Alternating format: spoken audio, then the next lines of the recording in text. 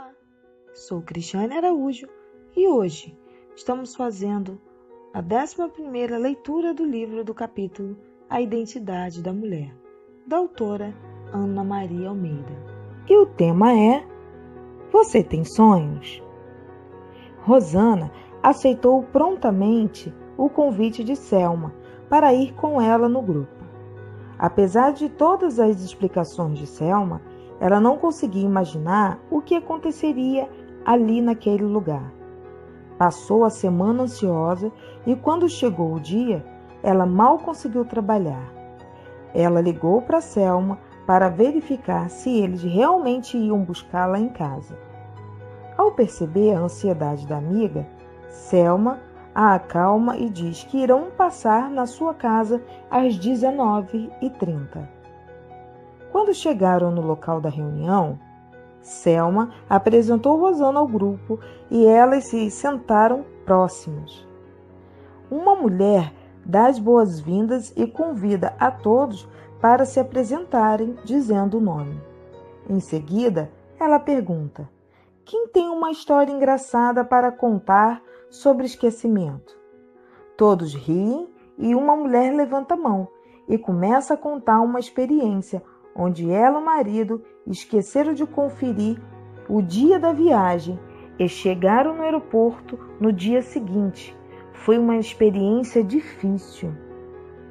Nós tínhamos planejado a viagem com muita antecedência e deixamos tudo pronto. Ficamos tão confiantes que nos esquecemos de conferir a data. Na hora, ficamos irritados e bravos e começamos a culpar um ao outro. No fim, relaxamos e rimos da situação. Pagamos uma multa e viajamos 2 dias depois. Um homem sentado perto de Rosana levanta a mão e conta que sempre ia de ônibus para o trabalho. Um dia, ele estava atrasado e pegou o carro da sua esposa. Na volta, ele saiu tranquilamente e pegou o ônibus de volta para casa. Ele só lembrou do carro quando chegou em casa e sua esposa perguntou se o trânsito estava bom e se ele tinha colocado o carro na garagem. Rosana ficou apreensiva, pensando que todos eram obrigados a contar uma história, mas logo ela percebeu que as pessoas estavam muito à vontade e que falar no grupo era para quem desejasse. Depois desse momento de descontração, um homem se levanta e começa a falar.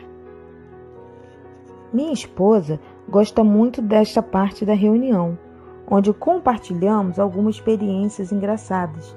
E agora vamos conversar um pouco sobre sonhos. Aliás, este vai ser o tema do nosso encontro nas próximas semanas. E a pergunta que tenho para cada um de vocês esta noite é: quais são os sonhos para a sua vida? O que você deseja alcançar nos próximos anos? No primeiro momento, Rosana pensou que iam falar sobre que sonhamos enquanto dormimos, mas logo ela percebeu que ele estava se referindo a metas que desejamos alcançar. Ela viu que o líder da reunião estava esperando que os participantes respondessem à pergunta. E ela pensou: eu não sei quais são os meus sonhos. Em busca de ajuda, ela olha para Selma sentada ao seu lado. A amiga já estava falando e Rosana se surpreendeu com sua resposta. Eu achava que já tinha alcançado tudo o que desejava na vida e só recentemente tenho descoberto muitos sonhos adormecidos dentro de mim. Quero aprender a sonhar. Em seguida, as pessoas começaram a falar uma após a outra. Algumas já sabiam exatamente o que desejam e as outras, como Selma, queriam aprender mais sobre o assunto. Rosana ficou calada e apenas ouvia. O ambiente era de total descontração e ela se sentiu muito à vontade para ficar quieta. Alguns minutos depois, o líder e sua esposa pegaram uma caixa onde estão os pedidos de oração e perguntaram se alguém precisa de um milagre. Vamos orar durante toda a semana por esses pedidos. Rosana então escreve um pedido e coloca na caixa. Depois, eles se dirigem para uma varanda onde está posta uma mesa com um lanche e ali permanecem por mais meia hora.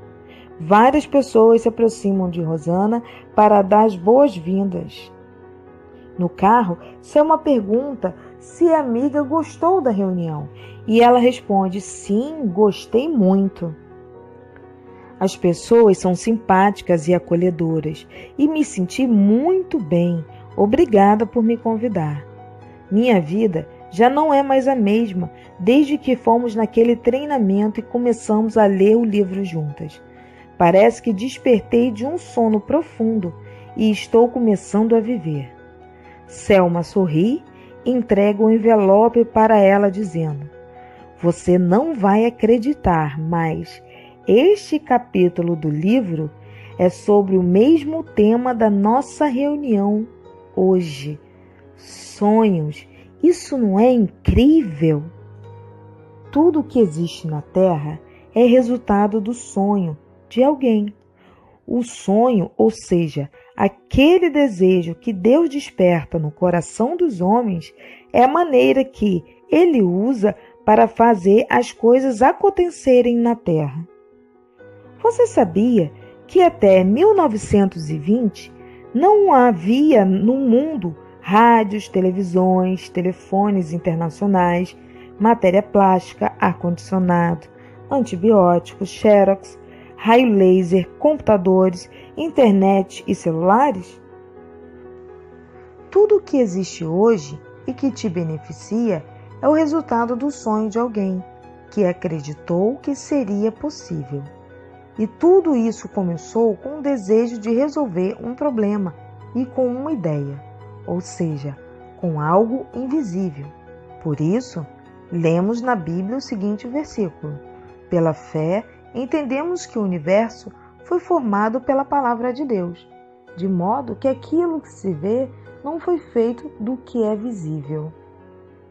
Falamos muito a respeito da fé, porém, não sabemos de forma objetiva como utilizá-la. Na prática, a fé é mais do que uma revelação espiritual. É um estado da mente, uma maneira de pensar diferente do que acostumamos a acreditar. A fé também tem a ver com o coração. A fé é o ponto de partida para a aquisição de qualquer coisa na terra.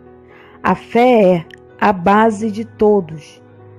Abre aspas, os milagres e todos os mistérios que não podem ser analisados pedem regra da ciência. A fé é o elemento, a substância química, fecha aspas, que, quando misturando uma oração e uma expectativa, produz resultados visíveis. O coração do homem é o útero onde as sementes são plantadas e a fé é o elemento que gesta a semente e faz nascer. É através da fé que o ser humano se desenvolve e constrói sua história na Terra. A fé é o elemento que transforma as ideias e os desejos firmemente implantados na mente e no coração de uma pessoa em algo concreto. A fé opera trazendo à existência o que ainda não existe, através de um processo muito claro, enxergando o fim, ou seja, recebemos primeiro a promessa, a visão de algo que vai acontecer. Então, utilizamos a fé para trazer essa promessa à existência. Por isso, lemos na Bíblia o seguinte texto: desde o início faço conhecido o fim, desde os tempos remotos o que ainda virá. As metas são o primeiro passo para tornar visível o que é invisível. Estabelecer metas claras para cada área da vida é dar ao sonho forma, tamanho, cor e lugar para que ele se realize. Por isso, o apóstolo Paulo disse em sua carta aos Coríntios: assim corro também eu, não sem meta. Assim luto, não como desferindo golpes no ar. Ao estabelecer metas, sabemos exatamente o que esperamos, porque fé é a certeza das coisas que se esperam. Coisas falam de algo concreto, objetivo, mensurável. A fé não é a certeza de algo vago e sem forma, como, por exemplo, quero um casamento feliz. Ótimo! Mas o que significa objetivamente um casamento feliz? Como você vai saber se a sua fé trouxe resultados? Que coisas você espera ter no seu casamento para considerá-lo feliz? Você pode estabelecer como meta ter um tempo juntos para sair, viajar, ter respeito mútuo, tomar junto as decisões sobre as finanças e concordar sobre a educação dos filhos. Outro exemplo, você deseja crescer profissionalmente e precisa saber exatamente o que isso significa isso para você. O que fato você quer? Ser promovido a gerente ou a diretor, dobrar de salário, ser transferido para outra unidade? Sua fé, seu crescimento e a grandeza que existe dentro de você exige alvos, metas para serem desenvolvidos. Todas as pessoas bem-sucedidas em qualquer área falam de sonhos, visão, metas e perseverança no processo de alcançar o que desejam. Em vários momentos do seu ministério na Terra, Jesus fez uma pergunta direta e objetiva para as pessoas que tinham necessidade. Perguntou-lhe Jesus: que queres que eu te faça? Respondeu o cego: Mestre, que eu veja. Por mais incrível que pareça, esta é uma das perguntas mais difíceis de ser respondida para a maioria das pessoas. Somos treinados desde pequenos a não dar voz aos nossos desejos. Não temos permissão para ver nossos desejos como legítimos e com todo o tempo perdemos o contato com eles. Não sabemos mais do que gostamos e nem do que é importante para nós. E o óbvio que uma criança não pode ter tudo o que ela quer e a hora que ela quer. Porém, ela precisa aprender que desejar é algo legítimo e que esperar a hora certa é bom. A capacidade de adiar a gratificação é um dos aspectos fundamentais da maturidade. No entanto, o que acontece com a maioria das pessoas é que elas ouvem tanto nãos e tantas repreensões que a sua capacidade de desejar algo para si mesma soa como uma coisa egoísta e pecaminosa. Muitos adultos perderam completamente a capacidade de reconhecer os desejos legítimos do seu coração. Soa estranho para eles quando leem a mensagem de Salmos 37:4, que diz assim: agrada-te do Senhor e Ele satisfará os desejos do teu coração. Em outro momento, Jesus pergunta para um homem que sofria de paralisia há 38 anos: você quer ser curado? Nossa primeira reação é pensar que uma pessoa doente vai querer ser curada e que não precisamos perguntar. Tem uma lição importante aqui. Além da cura física, este homem estava sendo curado interiormente. Jesus estava valorizando o desejo dele. Perceba que ele não respondeu à pergunta de maneira direta e objetiva. ele começou a falar sobre os motivos pelos quais ele ainda não tinha sido curado. Ele respondeu de acordo com suas experiências do passado: não tenho ninguém que me ajude e outros sempre vão na minha frente. Ele tinha perdido a capacidade de dar voz ao seu desejo de ser curado. Muitas pessoas estão sentadas à beira da fonte da provisão, mas não sabem como acessá-la. A pergunta de Jesus ao cego e ao paralítico tem o objetivo de restaurar a capacidade de desejar. Tudo começa com um desejo que se transforma numa ideia, que se transforma numa meta, num sonho. As metas, os sonhos, desafiam as nossas convicções. Quando estabelecemos metas, desafiamos a nossa autoimagem. Uma tensão é estabelecida. De um lado, temos o desejo de alcançar as metas, e de outro, as nossas crenças e as nossas autoimagens tentam nos limitar. Nosso comprometimento e nossa paixão em alcançar as metas nos ajudam a superar nossos conceitos negativos. Ter metas nos dá foco e estimula a criação de novos padrões mentais alinhados com o que desejamos alcançar.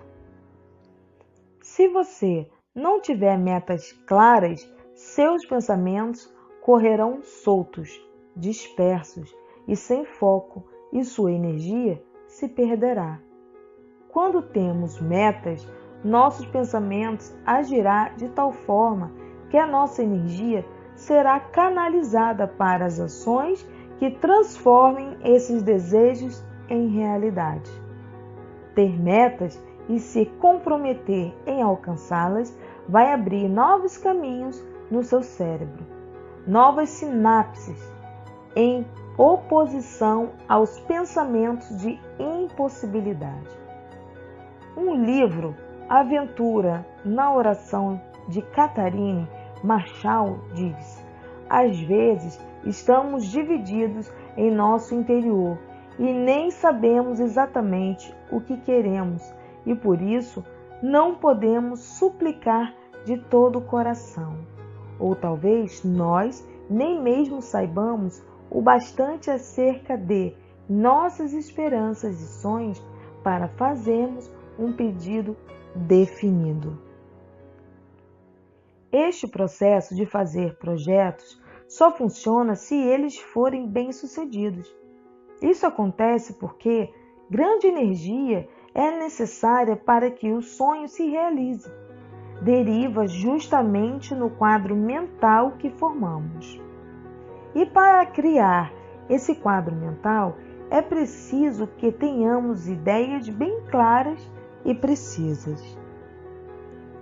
Davi Yong-Shu, pastor da maior igreja do mundo, diz em seu livro A Quarta Dimensão, volume 2: quando oramos ou incubamos, portanto, devemos ter um objetivo definido. Sem esse objetivo, nossas orações serão sem propósito e a meditação em nosso coração não irá a lugar algum. Estabelecer metas claras e objetivas é a maneira de responder à pergunta de Jesus. Um homem chamado John Gardner estabeleceu aos 15 anos 127 metas para serem alcançadas na sua vida. Ele já alcançou 108 dos seus objetivos. Ele deu ao sistema interno objetivos a serem atingidos. Ele deu a si próprio metas e um destino a seguir. Isso é ótimo. Há algo mais importante do que alcançar metas. O objetivo principal desse processo é desenvolver sua oração. Parábola do semeador fala que a semente depende da qualidade da terra. O desenvolvimento da grandeza do nosso coração é o objetivo principal do processo de alcançar metas. Este é o processo pedagógico de Deus para nos fazer crescer. Alcançar a meta final não é o mais importante. Durante a busca das metas, você vai superar obstáculos, aprender a se relacionar, melhorar suas habilidades. Numa busca, você se torna tudo o que você pode ser. Alguns princípios básicos para estabelecer suas metas, seus sonhos. 1. Elas devem ser consistentes com seus valores. 2. Elas devem servir ao seu propósito de vida. 3. Elas devem ser desafiadoras. 4. Elas devem contribuir para uma vida saudável. 5. Elas levam em conta as outras pessoas. 6. Elas devem se adequar à sua capacidade de administrá-la. 7. Elas necessitam de ajuda de Deus para serem alcançadas. 8. Elas devem ser específicas.